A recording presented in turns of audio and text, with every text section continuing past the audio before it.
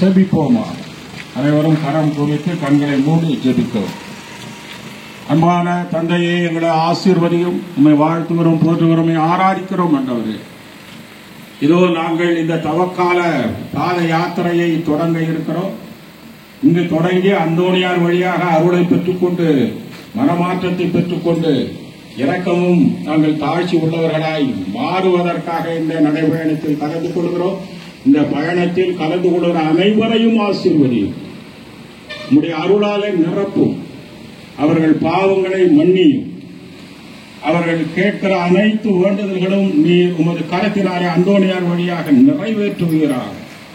ஆண்டவரே, இந்த புனித யாத்திரையை, அருளின் யாத்திரையை நீரே ஆசீர்வதித்து அருளும் புனிதமும் அன்பும் இவர்களுக்கு அற்புதங்களும் கிடைக்கிற யாத்திரையாக நீர் மாற்றுவீராக. எல்லாம் வல்ல இறைவன் தந்தை, மகன், தூய ஆவியார் இந்த கொடியினையும் இங்கே கலந்து கொள்ளுகிற பக்தர்களையும் யாத்திரைகளையும் ஆசீர்வதித்து புனிதப்படுத்துவாராக. ஆமென். ஓ பரிசுத்த ஆவியே, என் ஆன்மாவின் ஆன்மாவே, உம்மை ஆராதனை செய்கின்றேன். இறைவா, ஆராதனை செய்கின்றேன். என்னை ஒளிர செய்து வழிகாட்டும் புது வலுவூட்டி என்னை தேற்றும்.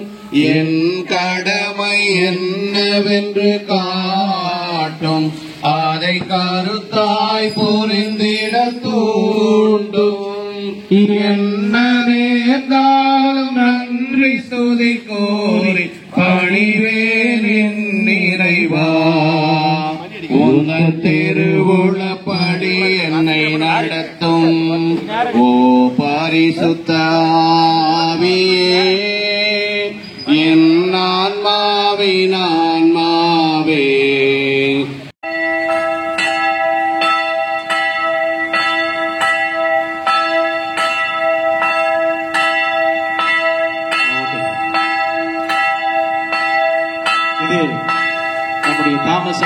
தாமஸ் அண்ணன் வேதிர் ஜெபம் சொல்லிட்டு போவாங்க. நம்மளாம் அப்படி முன்னாடி போவோம். அதுக்கு பின்னாடி அப்படி போவாங்க. சரிங்களா? ஜெபமாலை முடிஞ்ச வரை ஜெபமாலை சொல்லிக்கொண்டு டிராபிக் ரூல்ஸ் லெப்ட் சைடே போங்க. எந்த அசம்பாவிதம் இல்லாம யாருக்கு இடையூறு கொடுக்காமல் தயவு செய்து பொறுமையாக கொஞ்சம் வேகமாக நடக்கும்படி உங்கள் அன்போடு கேட்டுக்கொள்கிறேன். இப்போது தொடங்கலாம். தந்தை, மகன், தூய ஆவியின் பெயராலே. ஆண்டவருடைய தூதர் மரியாளுக்கு தூதரைத்தார். அருள் நிறைந்த மரியே, வாழ்க, ஆண்டவர் உடனே, பெண்களுள் ஆசி பெற்றவர் நீரே. உடைய திருவேற்றுமணியாகிய இயேசு ஆசி பெற்றவரே.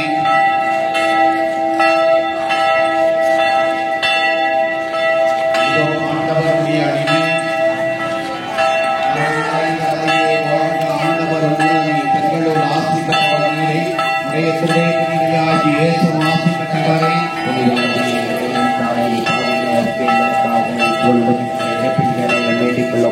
வார்த்தை மனுவுருவானார்.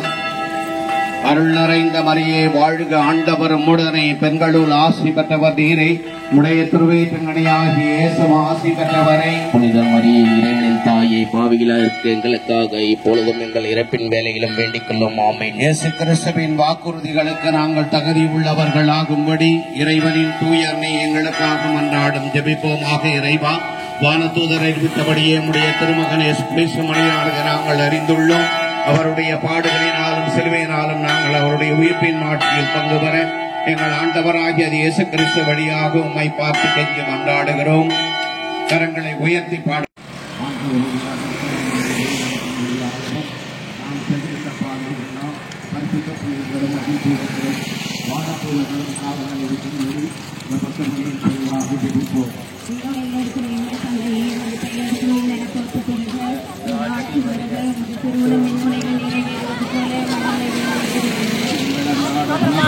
எங்களுக்கு தாரும். எங்களுக்கு எதிராக குற்றம் செய்வோரை எங்கள் குற்றங்களை மன்னியும். எங்களை சோதனைக்கு உட்படுத்தாது. தீவிலிருந்து எங்களை விடுவிக்கிறோமோ. அருள் நிறைந்த மரியே, வாழ்க, ஆண்டவர் நிறைய பெண்களுக்குள் ஆசி பெற்றவர் நீரே. உடைய திருவயிற்றின் கனியாகி இயேசுவும் ஆசி பெற்றவரே. புனித மரியே இறைவனின் தாயே, பாவிகளா இருக்கிற எங்களுக்காக இப்பொழுதும் எங்கள் இறப்பின் வேலையிலும் வேண்டிக் கொள்ளும். ஆமென். எல்லோரையும் விண்ணகம் பாதையில் நடத்திடும் உடைய இரக்கம் யாருக்கு அதிகம் தேவையோ அவர்களுக்கு சிறப்பாக உதவி செய்கிறோம்.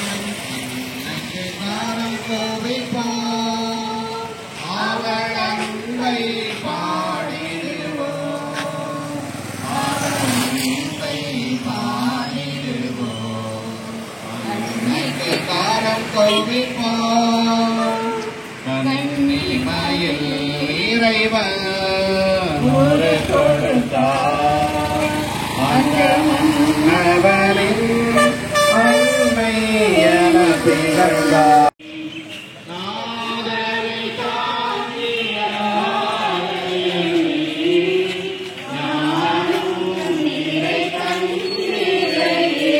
கரங்களை உயர்த்தி பாடுவோம். வாழ்க வாழ்க வாழ்க வாழ்க வாழ்க வாழ்க மாறி. கிறிஸ்துவுக்குள் பிரியமான சகோதர சகோதரிகளே, முன்னாடி ஓடுபவர்கள் பின்னாடி வருகின்ற மக்களையும் சேர்ந்து அவர்களையும் நடந்து வரும்படி அன்போடு கேட்டுக்கொண்டு எல்லோரும் சேர்ந்து 20 அல்லது 3 வரிசையில் அழகாக செல்லும்படி உங்களை அன்போடு கேட்டுக்கொள்கிறோம். இதோ நாம் செல்லுவது புனித அந்தோனியாருடைய திருத்தலத்தை நாடி. நாம் வேடிக்கை பார்க்க இங்கே வந்து கொண்டிருக்கவில்லை. ஜெபம் செய்வோம், பாடல்களை பாடுவோம். இறைவனுடைய அன்பையும் அருளையும் ஆசிரியையும் நிறைவாக பெற்று செல்ல புனித அந்தோனியாருடைய திருத்தலத்தை நாடி செல்கின்றோம்.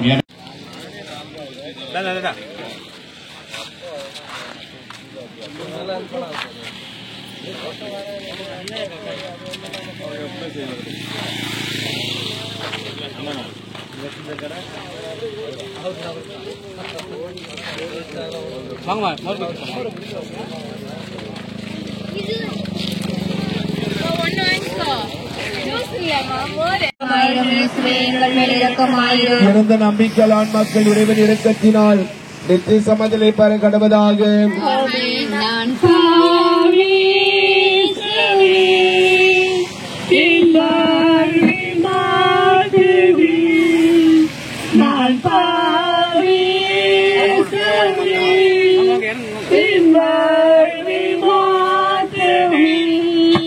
கிறிஸ்துவுக்குள் பிரியமான அன்பு சகோதர சகோதரிகளே, இதோ பெருமணம் பங்கு மக்கள் இங்கே வெயிலுக்கு தகுந்த நீர்மோர் வழங்கி கொண்டிருக்கின்றார்கள். தேவைப்படுவோர் வாங்கி பருகுமாறு உங்களை அன்போடு கேட்டுக்கொள்கிறோம்.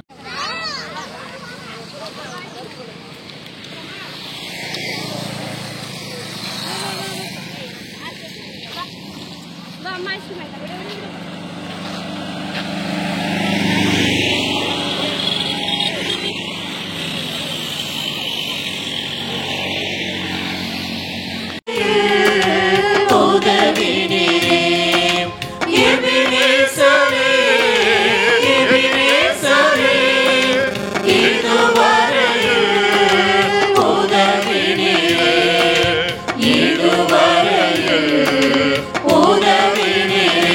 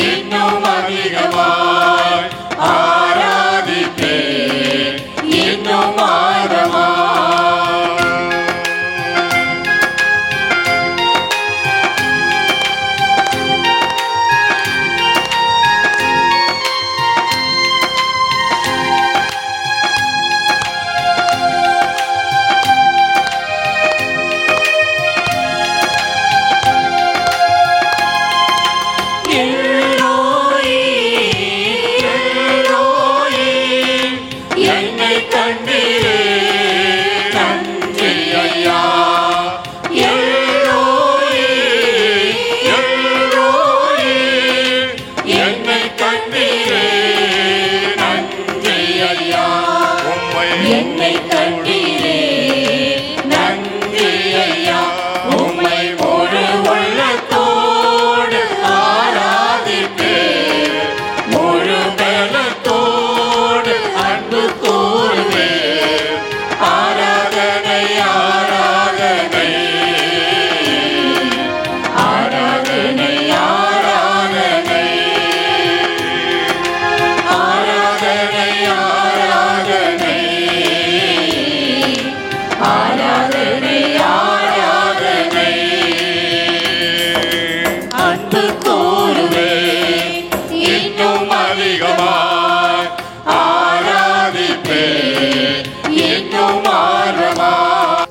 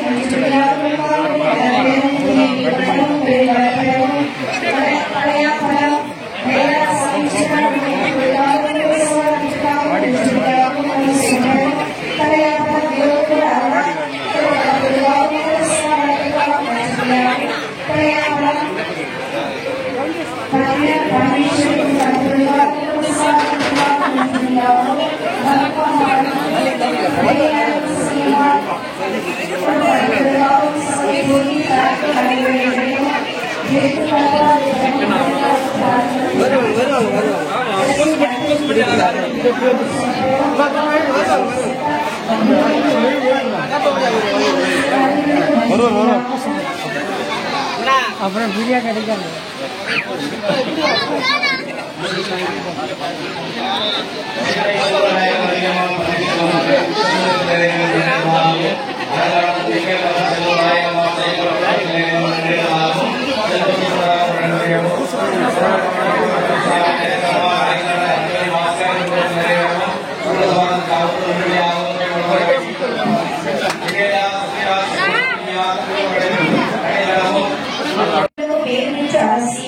அனைத்து துன்பங்களிலிருந்து எங்களை காத்தருளும். இறைவனின் பூஜாரியை குருவாக வேண்டிக் கொள்ளும். மஞ்சாடுவோமாக. இறைவா, குடும்பத்துடன் படித்திருக்கும் இக்குடும்பங்களை கட்டியும் எப்பொழுதும் கண்ணியார் கொண்ட மரியாதை பரிந்துரையா பட்டியல் அனைவரின் தாக்குதலிலிருந்து எங்களை மீட்டருளும். எங்கள் ஆண்டுகளாய் கிறிஸ்துவரியாக கொண்டாடுகிறோம். ஆமென். அழகான சதீஷ்குமார் ஸ்ரீகிருஷ்ணன் குடும்பங்களுக்காகவும் அழகான இருதயநாதன் சின்னம்மாள், சாந்தப்பன், பிரகாஷ், சபரியம்மாள், சின்னம்மாள் குடும்பத்திற்காகவும் உடலுள்ள சுகப்பெற வேண்டியும் வெளியூர் அத்வனிசாமி அத்வனியம்மாள் குடும்பத்திற்காகவும் நன்றியதாகவும் தொழில் வளர்ப்பெற வேண்டியும் தனியாம்பள்ளம் செல்லம்மன் குடும்பம் கிரிக்கெட் கிறிஸ்துமேரி கிரிக்கெட் அகஸ்டி குடும்பத்திற்காகவும் நன்றியதாகவும் மலிகொண்டாம்பட்டு பிரான்சிஸ் உன்னதமரி குடும்பத்திற்காகவும் நன்றியதாகவும் பட்டாம்பட்டு தாமஸ் ராஜன் நிஷாந்தி விளையாட்டினா குடும்பத்திற்காகவும் நன்றியதாகவும் தேர்வு வெற்றி பெற வேண்டியும் கொண்டாம்பட்டு டேவிட் ஞான ஆரோக்கியம் கண்பார்வை பெறவும் குடும்பத்திற்காகவும் நன்றி.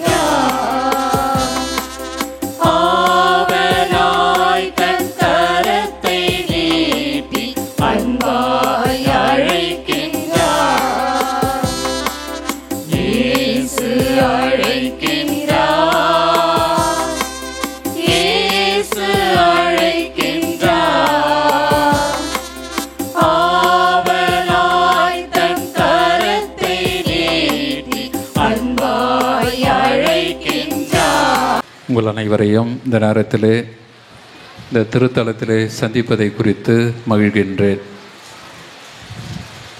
பல்வேறு பங்குகளிலிருந்து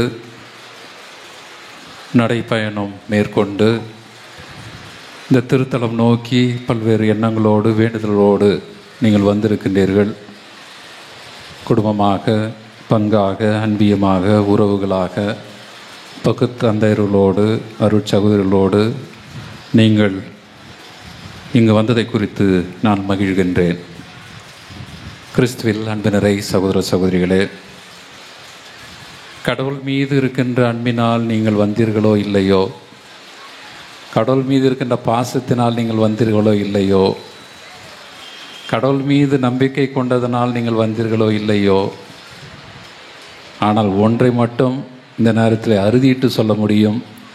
கடவுள் உங்களை அன்பு செய்கின்றார், கடவுள் உங்களை நம்புகின்றார், கடவுள் உங்களை நேசிக்கின்றார். அதனால் தான் நீங்கள் இங்கு வந்திருக்கிறீர்கள். கரவொலி எழுப்பி கடவுளுக்கு நாம் நன்றி செலுத்துவோம். இது கடவுளுடைய இரக்கம். கடவுளுடைய இரக்கம் உங்களை உந்தி தள்ளி இருக்கின்றது. கடவுளுடைய அன்பு உங்களை இன்னும் வேகமாக செல் என்று தள்ளி இருக்கின்றது. ஏதோ இன்றைக்கு தான் நீங்கள் இந்த பாத யாத்திரையை மேற்கொண்டீர்கள் என்பது அல்ல. எப்பொழுது போக வேண்டும் என்று நீங்கள் நினைத்தீர்களோ, அது ஒரு வாரத்துக்கு முன்னாடி இருந்திருக்கலாம், ஒரு மாதத்துக்கு முன்னாடி இருந்திருக்கலாம், அல்லது நேத்தாக இருக்கலாம், முந்தா நாளாக இருந்திருக்கலாம். எப்பொழுது இதை நீங்கள் நினைத்தீர்களோ அப்பொழுதே இந்த பாத யாத்திரை ஆரம்பமாகிவிட்டது. அப்பொழுதே நீங்கள் கடவுள் மீது இருக்கின்ற அந்த நம்பிக்கையை புதுப்பித்து கொண்டீர்கள். அப்பொழுதே கடவுள் உங்களோடு நடக்க ஆரம்பித்து விட்டார், உங்களோடு இருக்க ஆரம்பித்து விட்டார் என்பதுதான் உண்மை. அன்பார்ந்தவர்களே, இந்த நேரத்தில் கடவுளை நீங்கள் நம்பியிருக்கின்றீர்கள், கடவுளை நீங்கள் நேசித்திருக்கின்றீர்கள், கடவுள் உங்களோடு இருக்கின்றார் என்கின்ற உணர்வினை இன்னும் உறுதிப்படுத்த தான் நான் உங்களோடு சேர்ந்து சிந்திக்க விரும்புகின்றேன். இன்னும் உங்களை நோகடிக்காமல், இன்னும் உங்களை பயமுறுத்தாமல், இன்னும் உங்களை அச்சத்திற்கு உள்ளாக்காமல், மாறாக கடவுள் உங்களோடு இருக்கின்றார் என்கின்ற உறுதியை மட்டும் இந்த நேரத்திலே ஆழமாக பதிக்க விரும்புகின்றேன். கிறிஸ்துவில் அன்பு நிறை சகோதர சகோதரிகளே, சில வேளைகளில் நாம் பிறரை அன்பு செய்கின்றோம். நமது குடும்பத்தை எடுத்துக்கொள்வோம். கணவன், மனைவி, பெற்றோர், பிள்ளைகள், உடன்பிறப்புகள், உறவுகள். இந்த அன்பினை நாம் சில செயல்பாடுகளிலே காட்டுகின்றோம். உதவி செய்வதன் வழியாக, பொருள் உதவி, பண உதவி, அல்லது ஒரு சில காரியங்களிலே அவர்களோடு ஈடுபட்டு நாம் செய்கின்ற அந்த அணுகுமுறை, இறப்பு இழப்பு இருக்கின்ற போது அவர்களோடு நிற்பது, இதெல்லாம் செயல்பாடுகள், அன்பின் வெளிப்பாடுகள் என்று நாம் சொல்லலாம். ஆனால் இன்றைய முதல் வாசகத்தில் நாம் கேட்டது போல சில வேளைகளில் நாம் செய்கின்ற செயல்கள், அன்பின் வெளிப்பாடுகள் மேகத்தை போலவும் பனித்துளி போலவும் நிரந்தரம் இல்லாமல் வந்து வந்து போகின்றன, காணாமல் போகின்றன, தேய்ந்து போகின்றன, இல்லாமல் போகின்றன. மறுபடியும் கணவன், மனைவி, பெற்றோர், பிள்ளைகள், உடன்பிறப்புகள், உறவுகள், நண்பர்கள் என்று நாம் அடுக்கிக் கொண்டே போகலாம். ஒரு நிரந்தரமான ஒரு நிலையில் இல்லாத ஒரு வாழ்க்கை, எப்பொழுதுமே பற்றுறுதியோடு இல்லாத ஒரு சூழல், எப்பொழுதுமே ஒரு நம்பகமற்ற ஒரு சூழலை நாம் அனுபவித்து கொண்டிருக்கின்றோம். காணாமல் போவது, இல்லாமல் போவது, அல்லது குறைந்து போவது. இது நமக்கும் மனிதருக்கும் உள்ள ஒரு உறவில் மட்டுமல்ல, நமக்கும் கடவுளுக்கும் உள்ள உறவிலும் கூட ஒரு நிரந்தரமான ஒரு உறவு, ஒரு நிரந்தரமான ஒரு பாசம், நிரந்தரமான ஒரு அன்பு இல்லாமல் இருப்பதை நாம் பார்க்கின்றோம். சில வேளைகளில் நம்மையே நாம் திருப்திப்படுத்திக் கொள்கின்றோம்.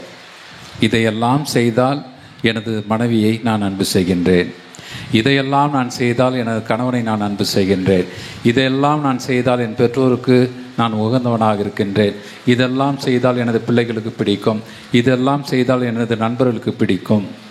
கண்டிப்பாக சந்தேகமில்லை. ஆனால் அதிலேயும் சற்று சுயநலம் இருக்கின்றது. அதிலும் ஒரு சுயநலத்தோடு நிம்மதியாக இருப்பதற்கு நாம் முயற்சி எடுக்கின்றோம். கடவுள் விரும்புவது அது அல்ல. கடவுள் நம்மிடமிருந்து எதிர்பார்ப்பது அது அல்ல.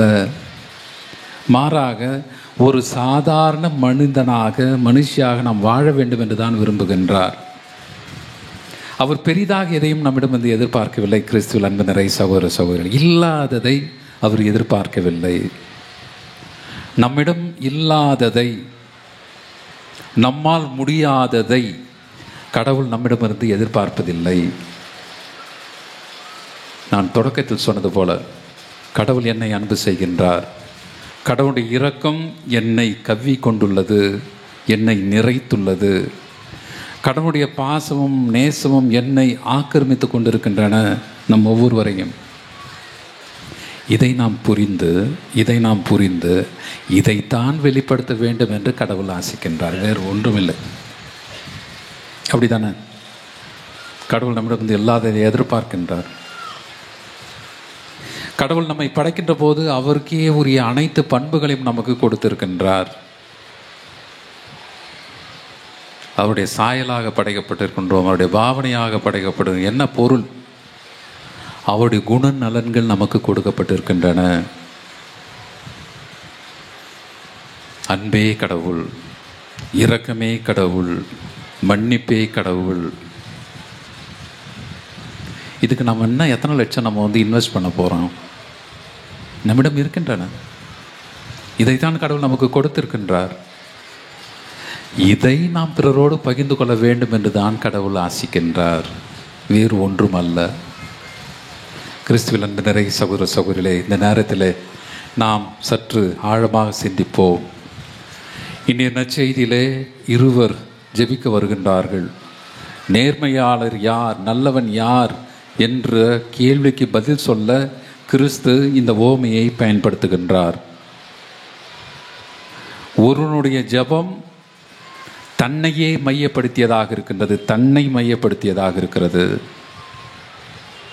நான் நல்லவன், சட்டத்திட்டங்களுக்கு உட்படுத்தப்பட்டவன், எல்லாவற்றையும் நன்றாகவே செய்கின்றேன்.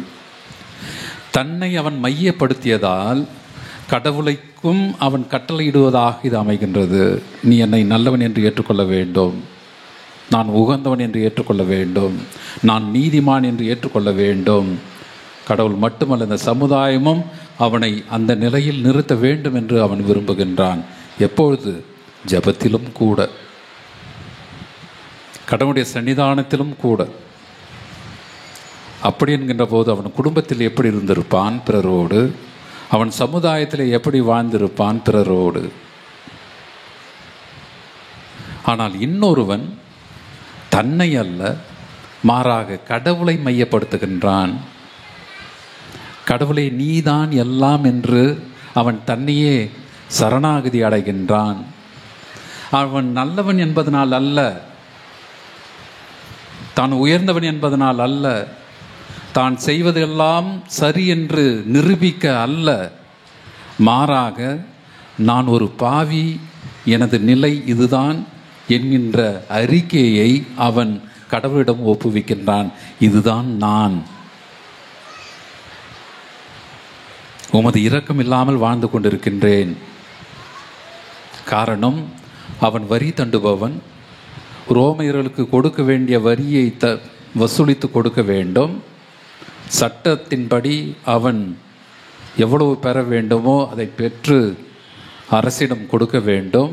அதே சமயம் அவனால் முடிந்த அளவுக்கு மக்களிடமிருந்து சுரண்டலாம், பெற்றுக்கொள்ளலாம். எனவே ரோமையருக்கு கொடுக்கப்பட்ட வரியை மட்டும் அவர்கள் வசூலிக்கவில்லை, மாறாக அதையும் தாண்டி மக்களை சுரண்டினார்கள், மக்களை ஏமாற்றினார்கள், மக்களை மிரட்டினார்கள். கடவுளே, இதுதான் நான். இரக்கம் இல்லாமல் வாழ்ந்து கொண்டிருக்கின்றேன். இந்த மக்களோடு நான் அன்பில்லாமல் இருந்து கொண்டிருக்கின்றேன். இவர்களை நான் மனிதர்களாக மதிக்காமல் வாழ்ந்து கொண்டிருக்கின்றேன் என்று கடவுளை மையப்படுத்தி தன் நிலையை அவன் அறிவிக்கின்றான். கிறிஸ்துவில் அன்பு நிறை சகோதர சகோதரிகளே, இந்த திருத்தலம் நோக்கி நாம் வந்திருக்கின்றோம்.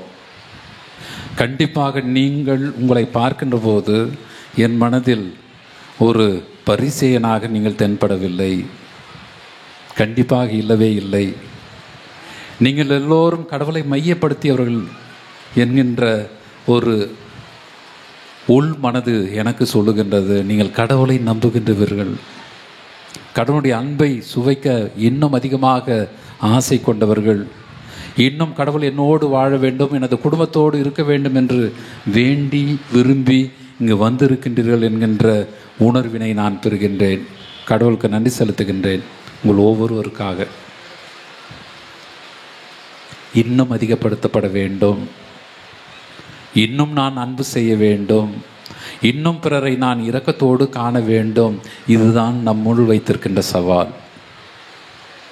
நீங்கள் கடவுளை நம்புகின்றவர்கள், கண்டிப்பாக நீங்கள் போகின்ற போது, இங்கிருந்து நீங்கள் போகின்ற போது வெறும் மனத்தோடும் வெறும் கையோடும் நீங்கள் செல்லப் போவதில்லை. மாறாக பல்வேறு வரங்களோடு நீங்கள் செல்லப் போகின்றீர்கள். மன நிம்மதியோடு நீங்கள் செல்லப் போகின்றீர்கள். எல்லாம் இறைவனுக்கு உகந்த ஒரு மனநிலையோடு நீங்கள் செல்லப் போகின்றீர்கள். உங்களால் உங்களது குடும்பமும் உங்களால் உங்களது உறவுகளும் வளப்படுத்த போகின்றன. ஒன்றை மட்டும் இந்த நேரத்திலே ஆழமாக நினைத்து கொள்வோம். கடவுளுடைய இரக்கம், கடவுளுடைய பரிவு இன்றைக்கு உன் வழியாகவும் என் வழியாகவும் தான் வெளிப்படுத்தப்பட வேண்டும், மேலிருந்து கொட்டப்போவதில்லை. அதிலும் குறிப்பாக உங்களோடு வாழ்ந்து கொண்டிருக்கின்ற உங்களுடைய குடும்பத்தினர், கணவன் மனைவி, பெற்றோர் பிள்ளைகள், உறவுகள் இந்த கடவுளுடைய பரிவை, கடவுளுடைய இரக்கத்தை அனுபவிக்க வேண்டும். கிறிஸ்துவில் அன்பு நிறைய சகோதர சகோதரிகளே, அதுதான் முக்கியமானது. அதுதான் முக்கியமானது. ஒரு கணவனால் தனது மனைவியை பார்த்து நான் கடவுளுடைய இரக்கத்தை உணர்கின்றேன் என்று சொல்ல முடிகின்றதா? சண்டை போடும்போது சொல்லி பாருங்க. கொஞ்சம் மனைவி கணவனை பார்த்து கடவுளுடைய அன்பையும் இரக்கத்தையும் இதோ உன்னிடம் நான் பெறுகின்றேன் என்று அறுதிட்டு சொல்ல முடிகின்றதா? எல்லா நேரத்திலும். பெற்றோர்கள் தங்களது பிள்ளைகளை பார்த்து இதை சொல்ல முடிகின்றதா? ஓ, எனது பிள்ளைகள் கடவுளுடைய செல்வங்களாக எனக்கு கொடுக்கப்பட்டிருக்கின்றார்கள். குழந்தைகளை கண்டிப்பாக இதை நாம் சொல்லுவோம். வளர வளர நமக்கு வயதாக வயதாக அவருடைய மனோபாவம் என்னவாக இருக்கின்றது? பேரப்பிள்ளைகள் தங்களது தாத்தா பாட்டிகளை பார்த்து கடவுளுடைய முகங்களாக இவர்கள் இருக்கின்றார்கள், கடவுளுடைய அன்பை வெளிப்படுத்துகின்றார்கள், இரக்கத்தை வெளிப்படுத்துகின்றார்கள் என்று சொல்ல முடிகின்றதா? சொல்லணும், சொல்ல வைக்கணும். இதுதான் நமக்கு என்ன இருக்கின்ற பெரிய சவால். கிறிஸ்துவில் அன்பு நிறை சகோதர சகோதரிகளே, கடவுள் நீங்கள் என்னெல்லாம் செய்கின்றீர்கள் என்பதை மட்டுமல்ல எதிர்பார்ப்பது. நான் 10 கட்டளையை கடைப்பிடிக்கின்றேன், திருச்சபை கட்டளைகளெல்லாம் கடைப்பிடிக்கின்றேன், என்ன செய்கின்றீர்கள்? ஆனால் நன்மையான காரியங்களை செய்ய மறுக்கின்றீர்களே, இதுதான் நான் எதிர்பார்ப்பது. பலிகளை அல்ல, இரக்கத்தையே விரும்புகின்றேன். கோயிலுக்கு மட்டும் வந்தால் போதாது, உங்களது குடும்பமே கோவிலாக மாற வேண்டும். நன்மை வாங்கினா மட்டும் போதாது, கோயிலில் வந்து நீங்களே ஒரு நற்கருணையாக உங்களது குடும்பத்திலே மாற வேண்டும். பிறர் உங்களை அனுபவிக்க வேண்டும் கிறிஸ்துவலாக. இதைத்தான் கடவுள் இன்றைக்கு நம்மிடம் எதிர்பார்க்கின்றார். எனவே இந்த வரி தண்டுபவனுடைய மனநிலை நம் ஒவ்வொருவருக்கும் வேண்டும். கண்டிப்பாக அது உங்களுக்கு இருக்கின்றது. இதை ஆழப்படுத்த வேண்டும் என்பதுதான் எனது வாழ்த்தும் ஜெபமும். இன்னும் அதிகமாய் நான் கடவுளை அன்பு செய்ய வேண்டும், இன்னும் அதிகமாய் நான் கடவுளுடைய இரக்கத்தை உணர வேண்டும். அது எப்படி முடியும்? நான் பிறரை அன்பு செய்கின்ற போது, நான் பிறரை ஏற்றுக்கொள்கின்ற போது, நான் பிறரை மன்னிக்கின்ற போது. இது எங்கு ஆரம்பமாக வேண்டும்? எனது குடும்பத்தில் ஆரம்பமாக வேண்டும், உனது குடும்பத்தில் ஆரம்பமாக வேண்டும், ஒவ்வொருடைய குடும்பத்திலும் இது ஆரம்பமாக வேண்டும். கடவுளுடைய அன்பை உணர்வது, கடவுளுடைய இரக்கத்தை புரிந்து கொள்வது, கடவுளுடைய பரிவையையும் அவருடைய உடன் இருப்பையும் அனுபவிப்பது என்பது நமது குடும்பத்தில் ஆரம்பமாக வேண்டும். அப்பொழுது நமது பயணம், குடும்பத்திலிருந்து ஆரம்பமாகின்ற இந்த பயணம் சமுதாயத்தையும் தாக்கும், இந்த நாட்டையும் தாக்கும், இந்த உலகத்தையும் தாக்கும். கடைசியில் நன்மை பயக்கும், நன்மை விளையும். நேர்மையாளர்களாக நாம் ஒவ்வொருவரும் மாறுவோம். அன்பு நிறை சகோதர சகோதரிகளே, உங்களையும் உங்களது குடும்பங்களையும் உங்களது எண்ணங்களையும் கடவுள் நிறைவாக ஆசீர்வதித்து கொண்டிருக்கின்றார். இந்த திருப்பலின் வழியாக இன்னும் பக்தியோடு, இன்னும் ஆர்வத்தோடு ஆண்டுடைய இந்த அனுபவத்தை பெற்று நாம் இல்லம் செல்ல இன்னும் அதிகமாக ஜெபிப்போம். இறைவனுடைய அந்த அனுபவத்தை எவ்வாறு வரி தண்டுபவன் நிறைவாக அனுபவித்தானோ, தன் நிலையை உணர்ந்ததனால், கடவுளை மையப்படுத்தியதனால் அவன் உணர்ந்தானோ, அதே போன்று எல்லாவற்றையும் விட்டுவிட்டு கடவுளே நீர் போதும், நீ வேண்டும் என்று உரிமையோடு வேண்டுவோம். கண்டிப்பாக அவர் நம்மை ஆட்கொள்வார், நிறைவாக ஆசீர்வதிப்பார். ஆமென்.